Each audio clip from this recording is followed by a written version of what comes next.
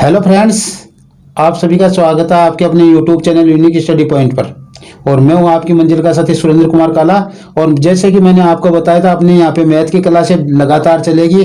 जो 30 क्वेश्चन आते हैं आपके मैथ के, वो हम यहाँ पे कराएंगे। तो 20 क्वेश्चन की तो जो मैं क्लास ले रहा हूँ डेली आपकी, वो चलेगी। और 10 क्वेश्चन जो आपके टीचिंग मेथड के है, वो आपको रतनलाल जी कुमावत सर कराएंगे, जो शेखावटी ग्रुप सीकर में बीएड और बीएसटीसी को टीचिंग मेथड की क्लासें लेते हैं। तो वो आपसे आपकी क्लासें लेंगे टीचिंग मेथड की, और साथ में मेरी मैथ की क्लासें चलती रहेगी। तो आप रतनलाल जी सर से पढ़िए। धन्यवाद सर। हेलो दोस्तों, नमस्कार, स्वागत, हार्दिक अभिनंदन आपका इस क्लास में है। मैं Ratanlal Kumawat Shekhawati group of institution में शिक्षण कार्य करवा रहा हूँ पिछले 5-6 साल से। देखिएगा, आज हम गणित शिक्षण के बारे में अध्ययन करने वाले हैं। जैसा कि सर ने बताया कि 20 प्रश्न हैं वो सर करवाएंगे आपको, जो कि जनरल गणित के होंगे, सामान्य गणित के होंगे। और साथ में जो 10 प्रश्न होते हैं वो आपको करवाऊंगा मैं, जो कि होंगे किसके, मेथड्स के, जिसको हम कह सकते हैं। यानी कि अपने पास कुल मिलाकर के गणित में रीट की अगर हम बात करें तो उसमें 30 प्रश्न अपने से पूछे जाते हैं गणित के। सिलेबस की अगर अपन बात करें गणित से रिलेटेड, उसमें 30 प्रश्न आपसे पूछे जाते हैं। उन 30 प्रश्नों में से आपको 20 प्रश्न हैं वो होंगे सामान्य गणित के। 20 प्रश्न किसके होंगे? सामान्य गणित के। और जो 10 प्रश्न होंगे वो होंगे मेथड्स के। 10 प्रश्न होंगे वो किसके होंगे? मेथड्स के होंगे, यानी कि शिक्षण विधियों के होंगे। ठीक है, इस प्रकार से 10 प्रश्न जो हैं, वो 10 प्रश्नों का जो मैटर है वो आपको मैं पढ़ाने वाला हूं।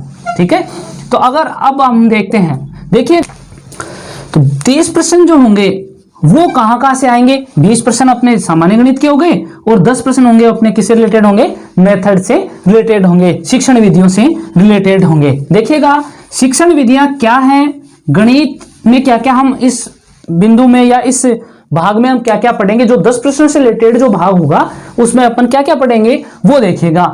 हम बात कर रहे हैं गणित शिक्षण की, और उस गणित शिक्षण में सामान्यतः हम देखते हैं गणित की प्रकृति कैसी होती है।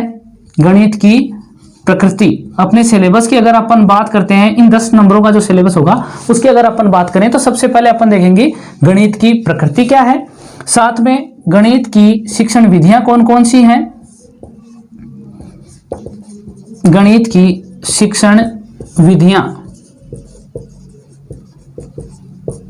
कौन कौन सी होंगी वो हम देखेंगे। साथ में हम गणित से रिलेटेड मूल्यांकन,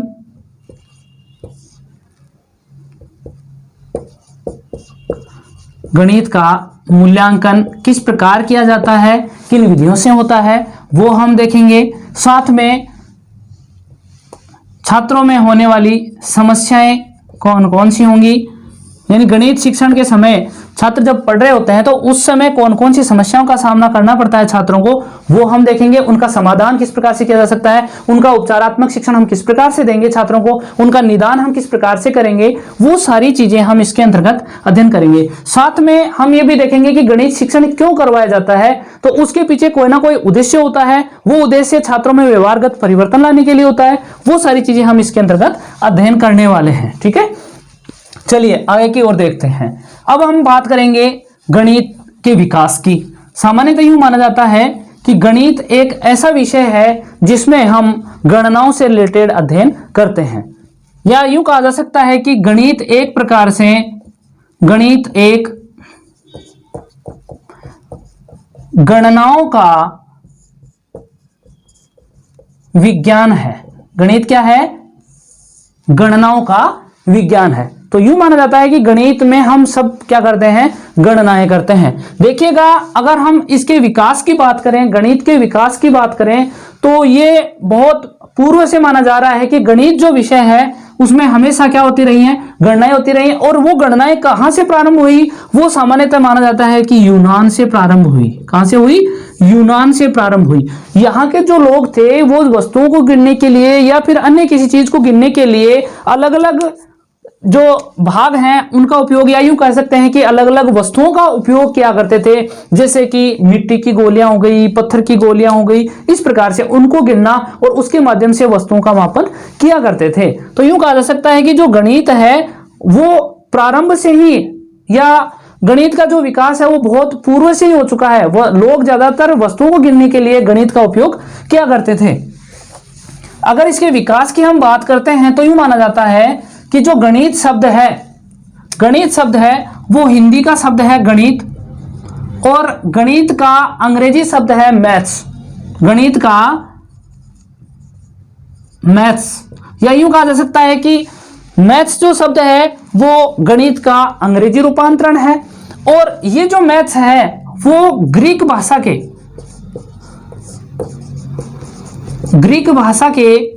शब्द मैथमेटा से बना है। यानी जो मैथ्स है वो ग्रीक भाषा के कौन से शब्द से बना है? मैथमेटा से बना है। और इस मैथमेटा का अर्थ होता है गणना करना।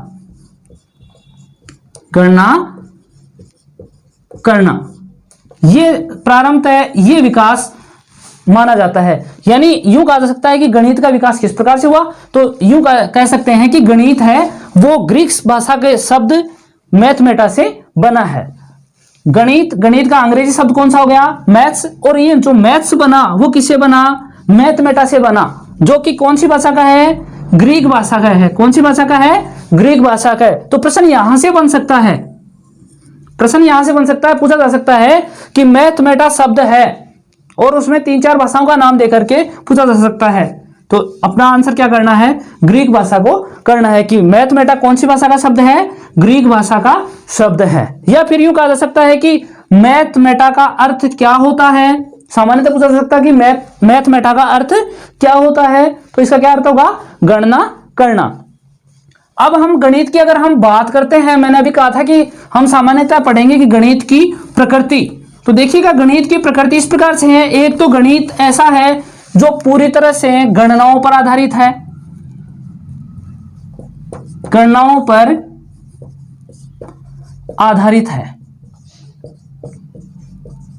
प्रकृति की अगर अपन बात करते हैं तो गणित में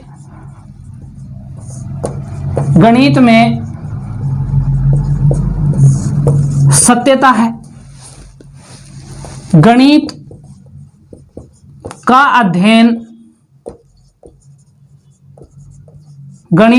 अध्ययन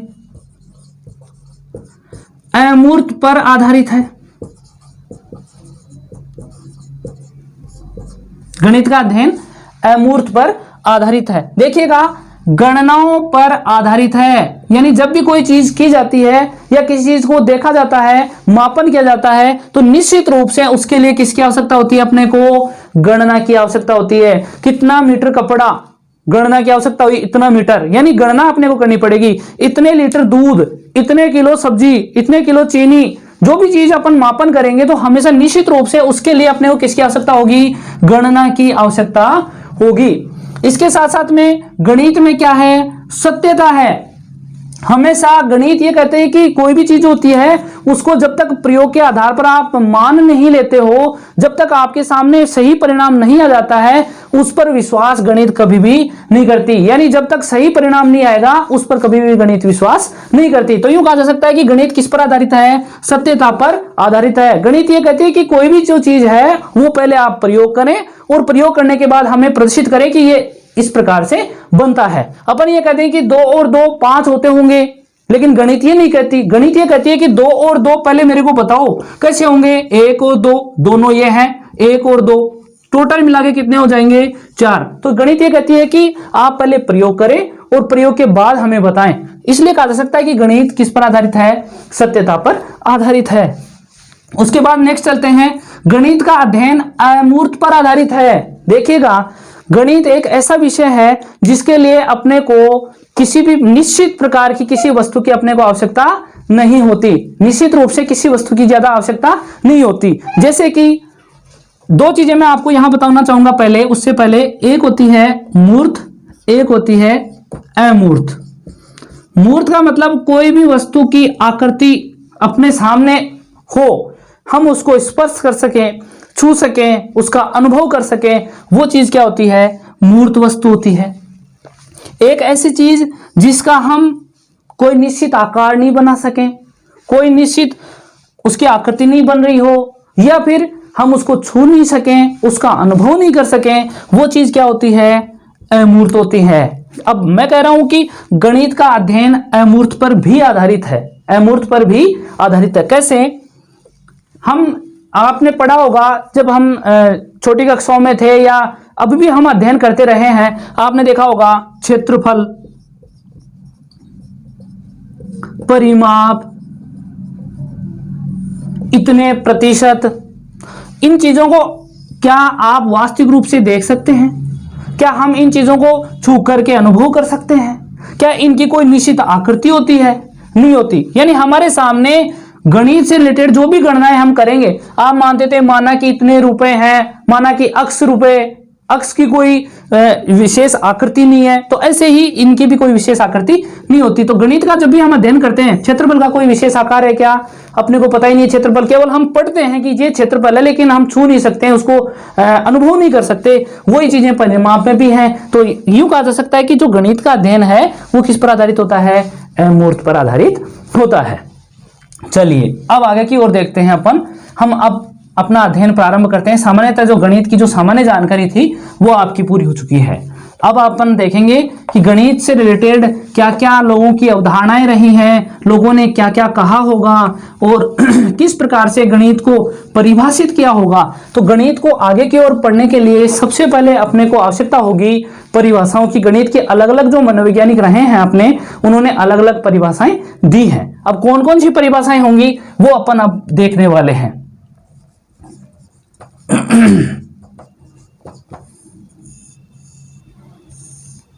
परिभाषाएं, तो सबसे पहले अपन देखेंगे परिभाषा वेदांग ज्योतिष के अनुसार। एक मनोवैज्ञानिक रहे हैं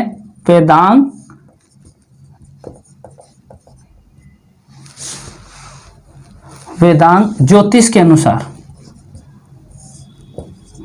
हाँ, तो वेदांग ज्योतिष के अनुसार हम क्या करेंगे? परिभाषा पढ़ेंगे।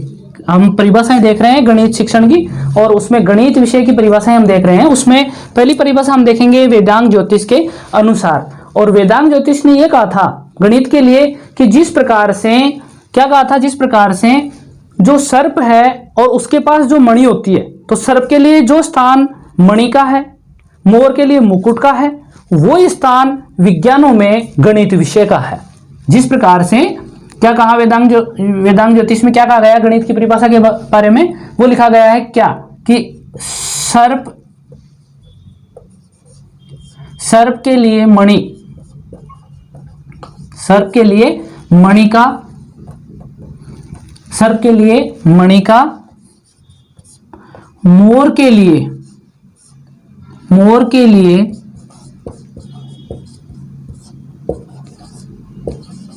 मुकुट का, मोर के लिए मुकुट का जो स्थान है, वही स्थान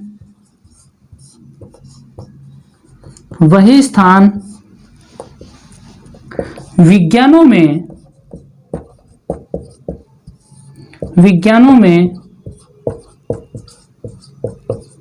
गणित का है।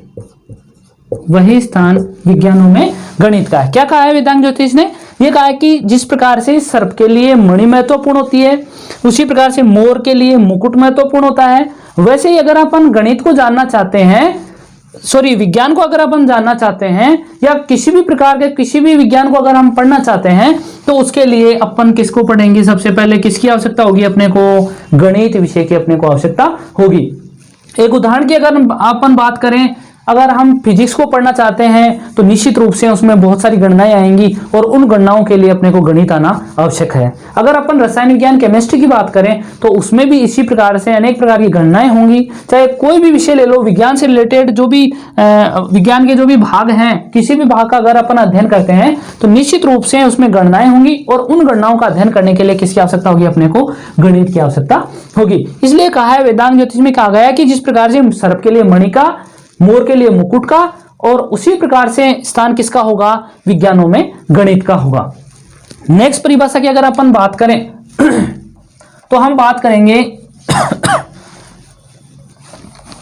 हब्स महोदय के अनुसार। तो दूसरी परिभाषा लिखिएगा आप, हब्स महोदय के अनुसार। हब्स महोदय के अनुसार। और हब्स महोदय ने क्या बताया है, देखिएगा, हब्स महोदय ने कहा है कि जिस प्रकार से एक जो तलवार होती है और उसको अगर हम पैना करना चाहते हैं, उसमें अगर धार लगाना चाहते हैं, तो अपने को किसकी आवश्यकता होगी, पत्थर की आवश्यकता होगी। उसी प्रकार से अगर हम अपने मस्तिष्क को भी तीव्र बनाना चाहते हैं, अपनी मानसिक शक्तियों को अगर अपन विकसित करना चाहते हैं, तो हमें किसका अध्ययन करना आवश्यक होगा, गणित का अध्ययन करना आवश्यक होगा। कि जिस प्रकार से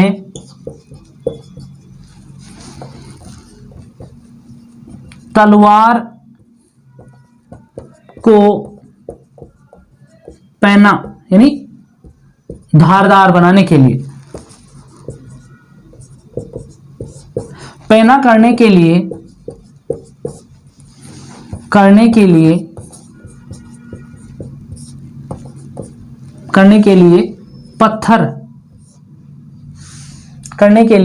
पत्थर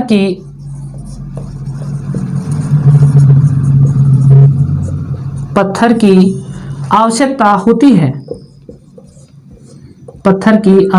होती है। उसी प्रकार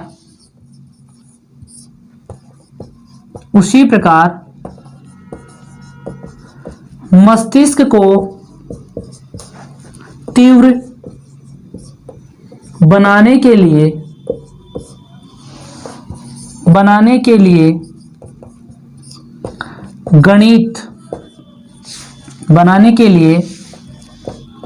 गणित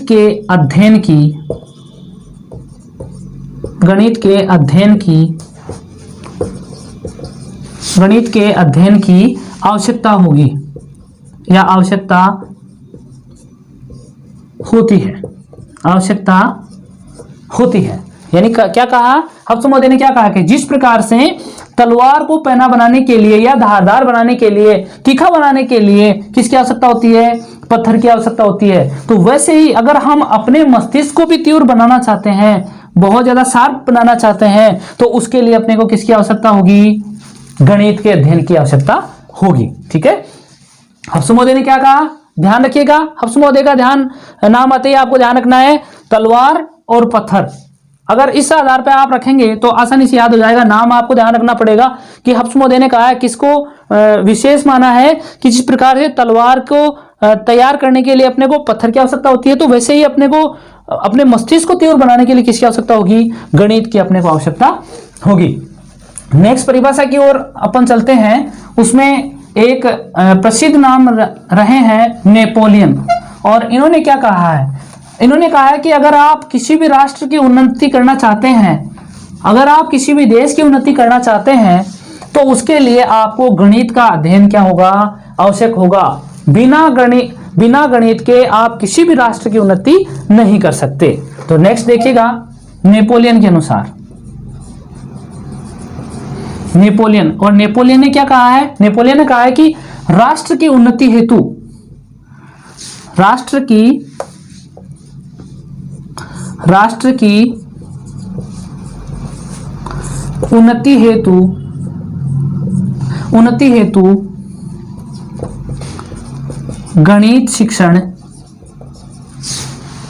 गणित शिक्षण आवश्यक है। गणित शिक्षण आवश्यक है। यह यूं कहा जा सकता है कि अगर आप राष्ट्र की उन्नति करना चाहते हैं तो गणित का अध्ययन करना आवश्यक है। आपको गणित का अध्ययन करना ही पड़ेगा अगर आप किसी राष्ट्र को आगे बढ़ाना चाहते हैं, उस राष्ट्र को आगे ले जाना। नेक्स्ट परिभाषा देखेंगे, 3 परिभाषाएं आपकी हो चुकी है, उसके बाद चलते हैं। नेक्स्ट है रोजर बैंकन के अनुसार, अब रोजर बैंकन ने क्या कहा है, इंपॉर्टेंट है थोड़ी सी। इन्होंने कहा है कि जो गणित विषय है वो सभी विज्ञानों का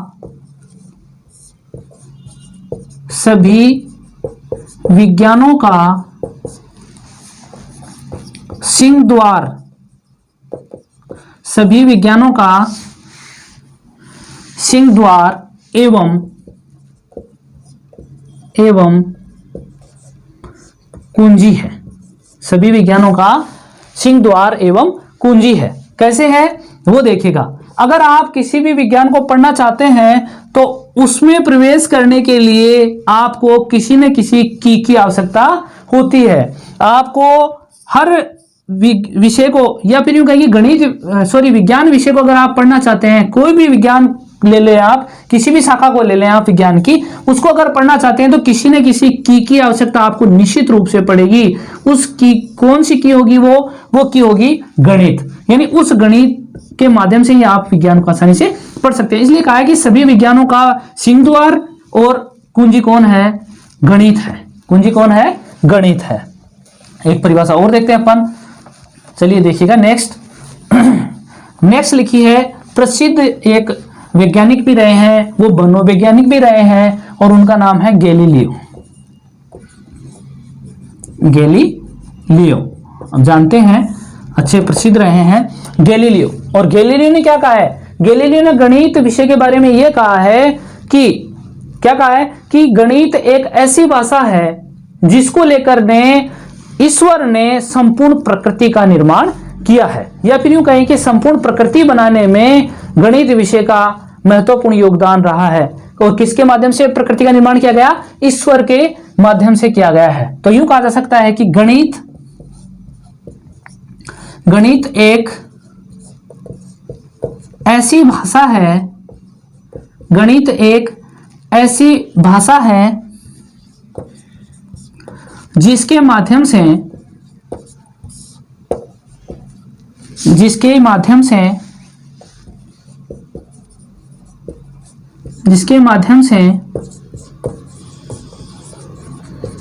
ईश्वर ने संपूर्ण जगत